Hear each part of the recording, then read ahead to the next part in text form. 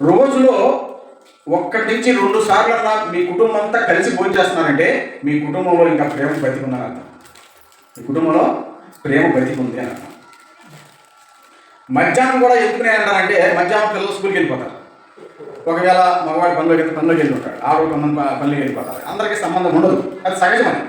ఉదయము లేదా రాత్రి అయినా సరే కలిసి భోజనం చేసే స్థితిలో అందరూ ఉన్నారంటే భార్య, భర్త, పిల్లలు అందరూ కలిసి సంతోషంగా వండుకుని చక్కగా వడ్డించుకుంటూ నవ్వుకుంటూ పేరుకుంటూ ఆనందంగా తింటున్నారంటే ఆ కుటుంబంలో ప్రేమ బతికుంది. ఆ స్త్రీ ఎంతో ప్రేమగా వాళ్ళకి వడ్డిస్తుందంటే ఆ భర్త పట్ల ఎంతో విలువ ఉన్నది.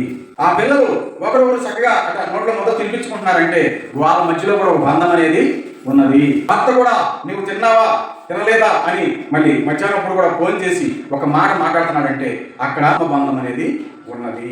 ఇంకా సాయంత్రం అందరూ కూడా కలిసి కూర్చున్నారంటే అది నిజమైన బంధము అక్కడ ఉన్నది. ఏంటంటే ఇలాంటి కొంచెం అలవర్చుకుంటే కుటుంబంలో ఒక ఆప్యాయతలు, ప్రేమలు, బంధాలు పెరుగుతాయి.